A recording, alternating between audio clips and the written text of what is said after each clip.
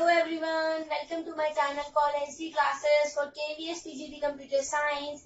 Hi guys, आज इस video में हम कुछ इंटरेस्टिंग पढ़ने वाले हैं।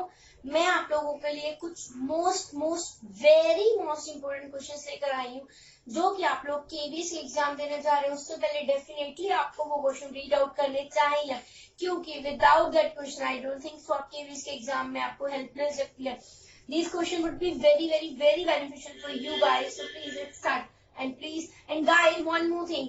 आज के जो मेरे नोट्स है वो मेरे एक्चुअली हैंड रिटन नहीं है, सो वो मैं आपको उसका लिंक आपके कमेंट सेक्शन में दे दूंगी, वहां से आप लोग डाउनलोड कर सकते हो। और वही वीडियो है, आप लोग प्लीज नोट्स डाउनलोड कर लेना। और इस वीडियो में मैं वो सारे क्वेश्चंस है जो मैं एक्सप्लेन कर रही हूँ, जो कि मैंने इस नोट्स में कवर करे हैं। सो गाइज, मेरा फर्स्ट क्वेश्चन है इस नोट्स का, Which of the following is not a type of constructor in C++?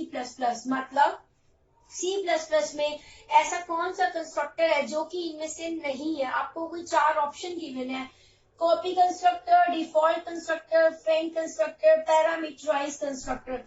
And the question is, ऐसा कौन सा कंस्ट्रक्टर है जो कि हम C++ में यूज नहीं करते?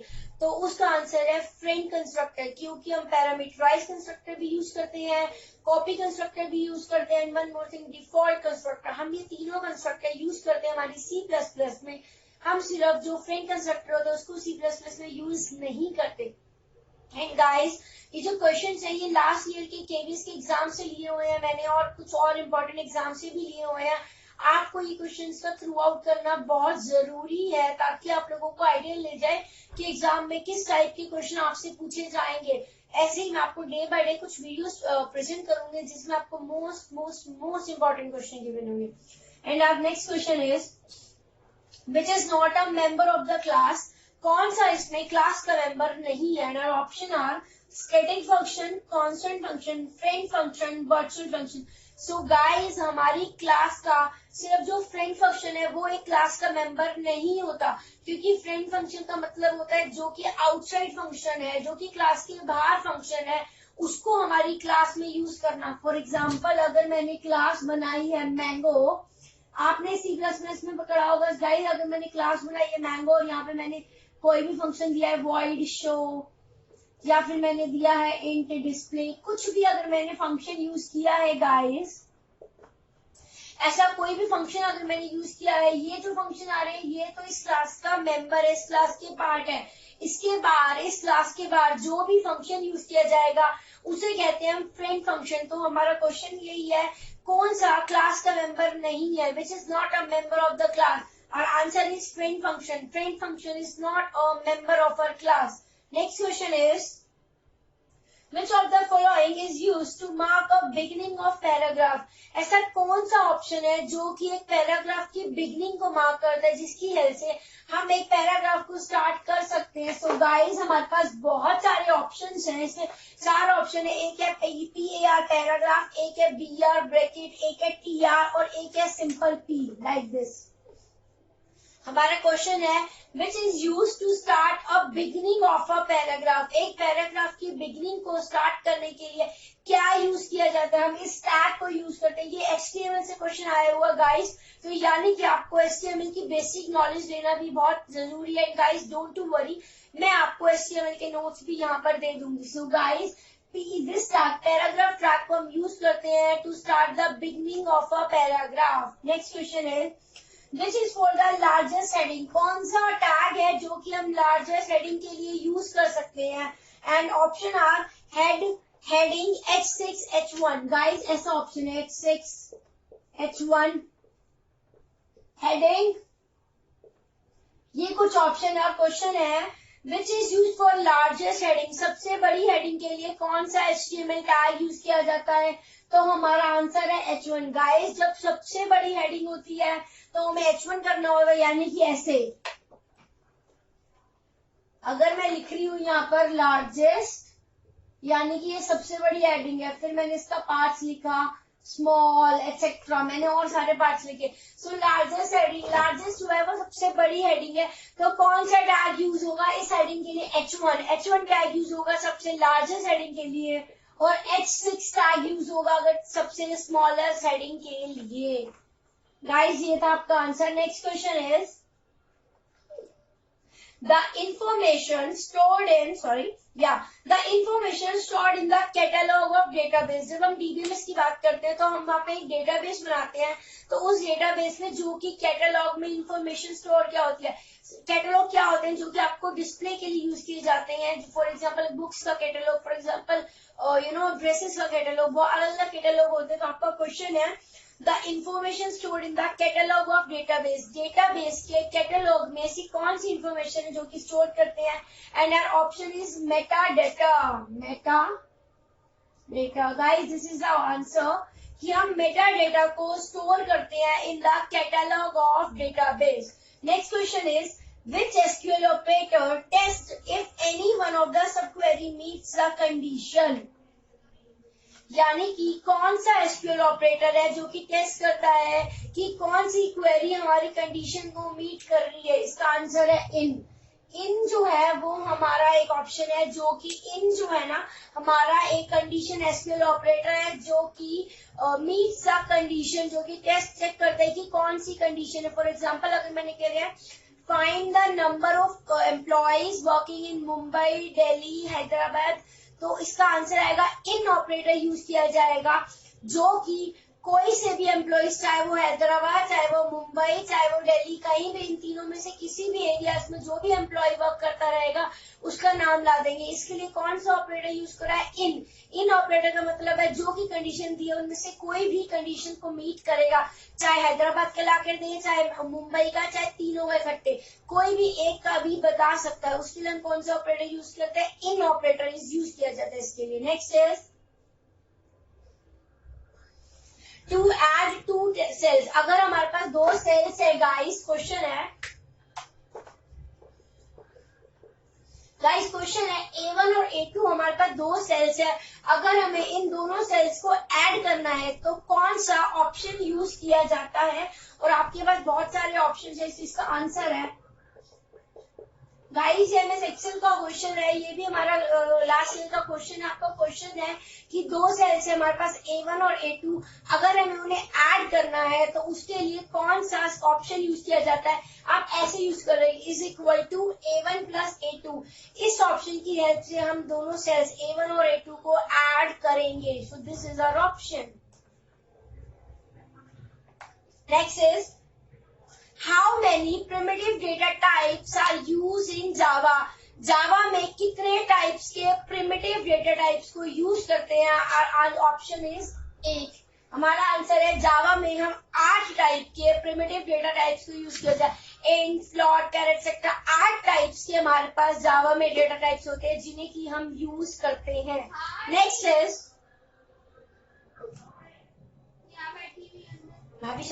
what contains the information about a file that is needed by the system program that access the file record। ये क्वेश्चन बोलता है ऐसी कौन सी इंफॉर्मेशन है जो कि नीड करती है जिसकी हेल्प से हम किसी भी फाइल को एक्सेस कर सकते हैं। एक होता है फाइल, एक होता है फाइल हेडर। इन दोनों को हम यूज कर सकते हैं to access the file.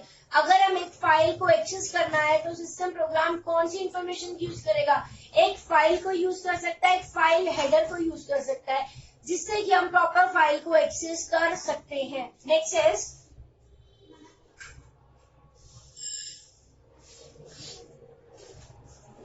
In C language conditional operator is called, यानी कि सी लैंग्वेज में कंडीशनल ऑपरेटर को हम क्या बोलते हैं। सी लैंग्वेज में कंडीशनल ऑपरेटर को हम टर्नरी ऑपरेटर भी कहते हैं गाइस। सी लैंग्वेज में कंडीशनल ऑपरेटर को टर्नरी ऑपरेटर भी बोलते हैं। और अगर आता है how to represent conditional operator, आपको कैसे पता चलेगा ये टर्नरी ऑपरेटर है, ये आपने ऐसे किए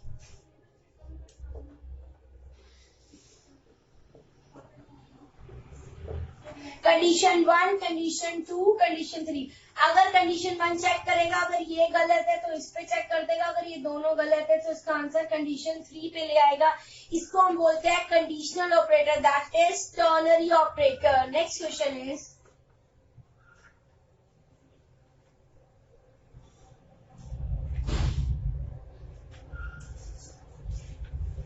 in C language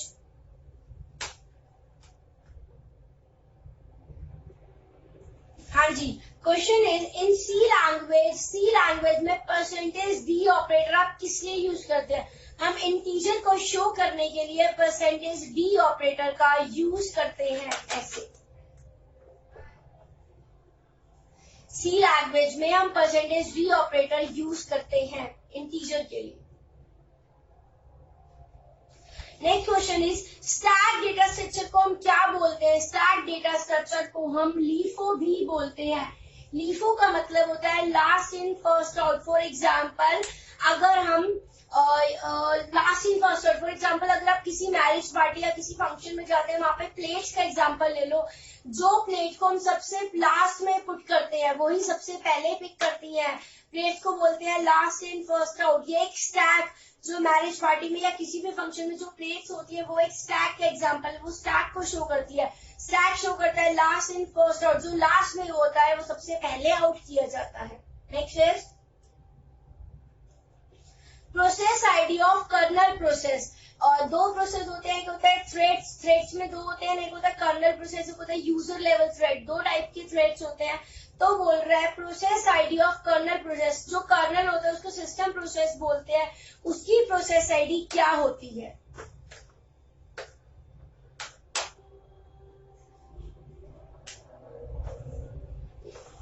answer is 0। Process ID of kernel process is 0। Kernel process की जो प्रोसेस आईडी होती है वो 0 होती है। Next is sparse matrices. हाँ, स्पार्स मैट्रिक्स क्या होते हैं? सी आपको मैं एल्गोरिथम टॉपिक जब स्टार्ट होगा मेरा कुछ टाइम में, वहां पे मैं आपको बताऊंगी स्पार्स मैट्रिक्स और डेंस मैट्रिक्स। अभी आप सिर्फ एक रिव्यू ले लो। स्पार्स मैट्रिक्स क्या होते हैं गाइस? स्पार्स मैट्रिक्स वो मैट्रिक्स होते हैं जिसमें हमारे पास नंबर ऑफ जीरोस ज्यादा होते हैं। फॉर एग्जाम्पल अगर मैंने ये एक मैट्रिक्स बनाया है,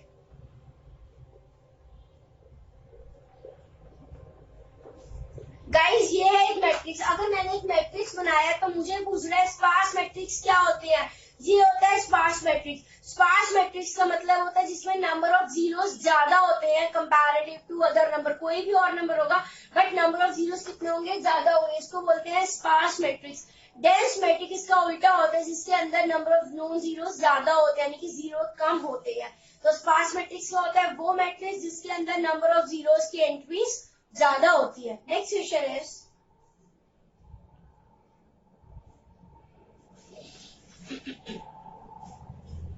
which of the following sorting algorithm has the worst case complexity of n log n? यानी कि कौन सा ऐसा एल्गोरिथम है जिसकी वर्स्ट केस में कॉम्प्लेक्सिटी कितनी होती है? n log n। ऐसा कौन सा एल्गोरिथम है, सॉर्टिंग एल्गोरिथम है जिसकी वर्स्ट केस में कॉम्प्लेक्सिटी कितनी होती है? n log n। इसका आंसर है रेंडमाइज क्विकसॉर्ट। रेंडमाइज क्विकसॉर्ट एक ऐसा एल्गोरिथम होता है जिसकी वर्स्ट केस में कॉम्प्लेक्सिटी कितनी होती है? Order of n log n। हाँ जी गाइस, हमारा क्वेश्चन है the maximum degree of any vertex in a graph with n vertices. कोई भी एक सिंपल ग्राफ है जिसमें n वर्टिसेस का ग्राफ है तो मैक्सिमम डिग्री कितनी होगी? Answer is n-1। अगर 5 वर्टेक्स है तो डिग्री कितनी होगी? 4। 6 वर्टेक्स तो डिग्री कितनी होगी? 5। Next is in a relational database referential integrity constraint can be specified with. ये मैंने आपको क्वेश्चंस कराए थे जब फॉरन की वगैरह बताए तो मैंने आपको बताया था इन रिलेशनल डेटाबेस जो रेफरेंशियल इंटेग्रिटी का कंसेप्ट है वो कौन शो करता है? वो कंसेप्ट शो करता है फॉरन की। फॉरन की शोज करती है the concept of referential integrity. Next is Which layer or TCP/IP is responsible for getting data to its destination? ऐसी कौन सी लेयर है TCP/IP की जो कि रिस्पॉन्सिबिलिटी होती है कि सोर्स से लेके डेटा सीधा कहाँ पे जाए? डेस्टिनेशन में। And answer is network layer. Network layer को IP लेयर कहते हैं। This layer is responsible for getting data to its destination. अपनी डेस्टिनेशन तक डेटा को पहुंचाएगी। कौन सी layer? Network layer. Next is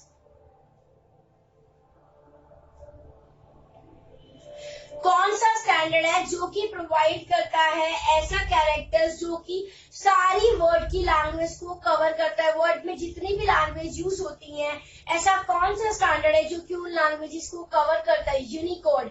Unicode is the standard जो कि उन सारी लैंग्वेजेस को कवर करता है। Next question is which is a private IP address. Private IP address कौन सा होता है? बहुत सारे ऑप्शंस है, इन ऑप्शंस में से 192.168 और 112.12 ये जो ऐसा एड्रेस है जो कि प्राइवेट आईपी एड्रेस को शो करता है। नेक्स्ट क्वेश्चन इज कौन से रिस्पॉन्सिबल है for converting IP address to MAC address? MAC address को हम फिजिकल एड्रेस भी बोलते हैं। ऐसी कौन सी लेयर है जो आईपी एड्रेस को फिजिकल लेयर पे कन्वर्ट कर देगी? इसको हम बोलते हैं ARP। ARP stand for Address Resolution Protocol। Address Resolution Protocol एक ऐसी प्रोटोकॉल होती है जो कि आईपी एड्रेस को फिजिकल एड्रेस में कन्वर्ट कर देती है। Next is in RDBMS in relational database B plus trees are preferred to binary tree क्योंकि B plus tree में memory access is faster, यानी कि हम B plus tree में memory को जल्दी एक्सेस कर सकते हैं, faster होता है memory access comparative to disk access। Next question is by default the return type of any user in C, यानी कि C लैंग्वेज में बाय डिफॉल्ट रिटर्न टाइप क्या होता है? Int, that is integer. Integer is the by default return type of C language. Next is the ability to take more than one form. ऐसी कौन सी form है जो कि एक से ज्यादा टेक करती है? उसको हम बोलते हैं पॉलीमॉर्फिज्म। पॉलीमॉर्फिज्म का मतलब होता है the ability to take more than one form, यानी कि जो एक से ज्यादा फॉर्म यूज करती है, जो एक से ज्यादा फॉर्म शो करती है, उसको हम बोलते हैं polymorphism. Next is object oriented programming कौन सी अप्रोच को यूज करती है? ऑब्जेक्ट ओरिएंटेड प्रोग्रामिंग यूज करती है bottom up approach. Bottom up approach को यूज करती है ऑब्जेक्ट ओरिएंटेड प्रोग्रामिंग। और इसके साथ एक और क्वेश्चन आता है प्रोसीजर ओरिएंटेड प्रोग्रामिंग कौन सी अप्रोच यूज करती है? Top down approach. Procedure oriented programming use करती है top down approach. Next question is हमारे को एक आईपी एड्रेस गिवन है और दैट एड्रेस इज 127.0.0.1। ये एड्रेस क्या होता है? इस एड्रेस को हम कहते हैं loop back address, that is loop. इस एड्रेस का नाम होता है loop back address, loop back address. Next question is the length of IPv6, मतलब इंटरनेट प्रोटोकॉल का जो वर्जन 6 होता है उसकी लेंथ कितनी होती है?